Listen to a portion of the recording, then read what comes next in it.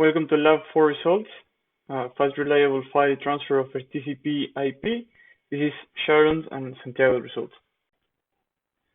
First thing we're going to do is get our source code to be able to change the original C files. So what we're going to do is check our version first. So we type lsv _ release.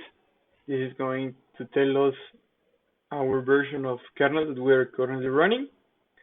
So in our case, it was Bionic.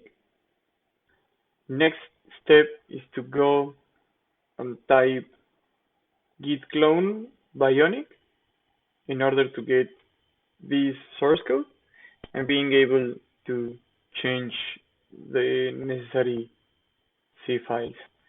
It is worth mentioning that TCP is integrated into the operating system, into the kernel, and on top of the base TCP, we have modules for congestion control that we can add or remove. Once we have the files that we need, we change them accordingly to what we presented on the actual report. And the next thing that we're going to do is compile the source code that we have. First, we need to get the environment ready. So we need to download some programs that are going to be needed, such as the OpenSSL and Bison. We type the two commands that we are showing right now on the screen. With this, we will get the programs required, and then we go for fake root Debian rules clean.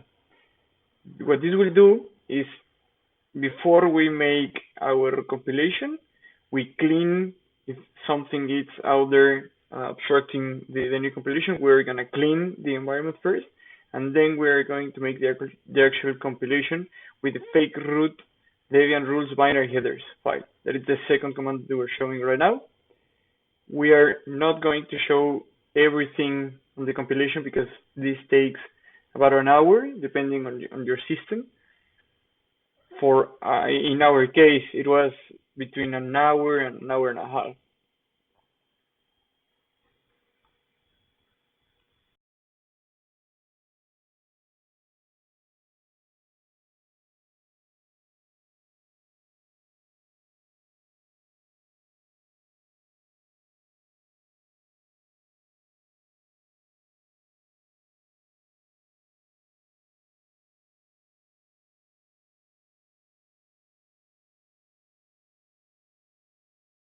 Once the compilation is done, we should see the dev files that we're showing right now on the screen.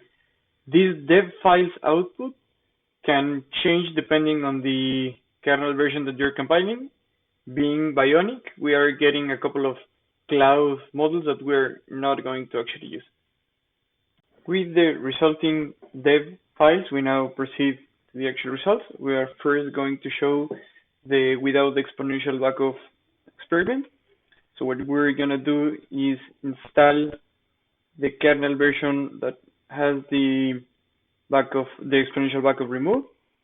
As you can see on the right of your screen, we are showing the machine that is going to be the sender, and on black and left we're showing the machine that is going to be the receiver. We're installing the kernel in both machines in order for them to be compatible. So we first install it with sudo ppkg-i linux.deb, the first command that we're showing on the screen, and then we sudo reboot in order for changes to have an effect. Now that we have the kernel running on both versions, we're going to proceed and change the speed with the command sudo ethtool -s, the name of the interface, speed 100 autoneck off on both machines. You can see the results on your screen showing 100 megabytes per second. This test was done without any loss or delay. We then proceed to create a file to transfer. It's going to be a .bin file.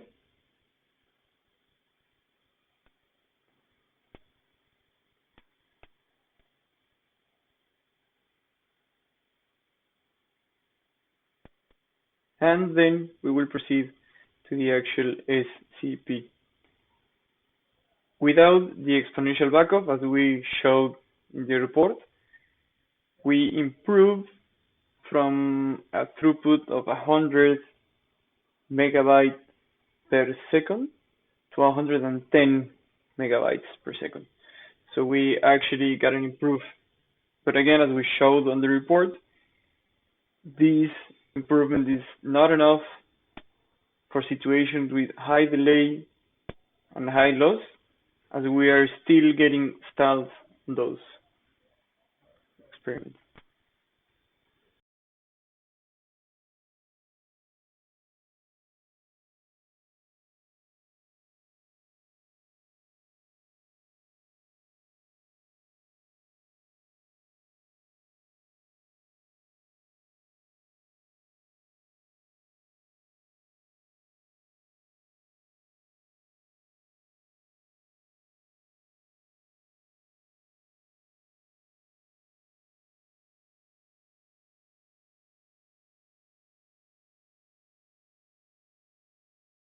And as you can see on your screen, there's a .bin file on the receiver side.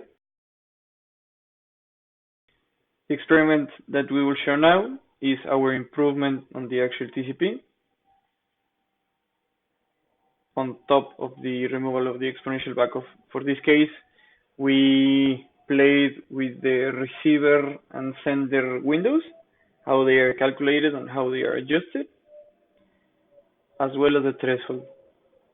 For this experiment, we are showing how we change the speed to 100 megs, and the first experiment is going to be without any delay or loss.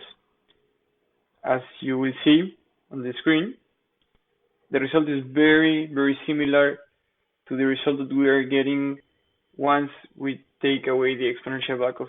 This means that the actual TCP is still working, and we were not expecting an improvement here.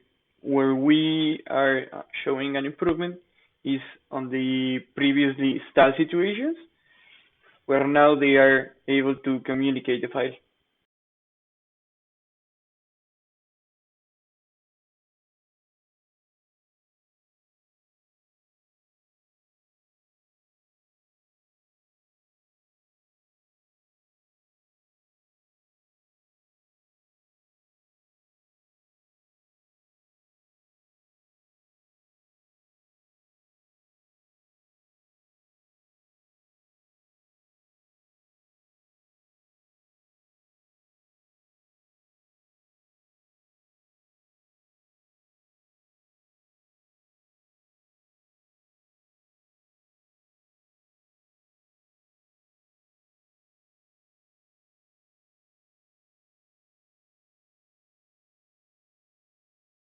Again, you can see that the data.bin file was successfully transferred. What we will show next is our final experiment. This is the same version of kernel that we showed with the zero loss, zero delay situation previously. And now we will be showing a 200 millisecond delay, 20% loss situation. And you can see that it's not stalling anymore. Unfortunately, as you can also see on your screen, the throughput that we achieved was about 10 or 11 kilobytes per second. This is not what was requested on the specifications of the laboratory, but we were actually able to improve the original stall situations. So although we were not able to achieve the minimum throughput, we were actually able to move the file. We are not going to show the whole transference because it was very lengthy. It took about 2 hours to pass. So what we're going to show is only up to the point where we achieved a stable throughput, so that you could see that we were able to get a 10 or 11 more or less. As you can see, it starts at 500. This is obviously not realistic. As time goes by, the throughput starts declining until it reaches a stability point, and that's what we were showing on the video.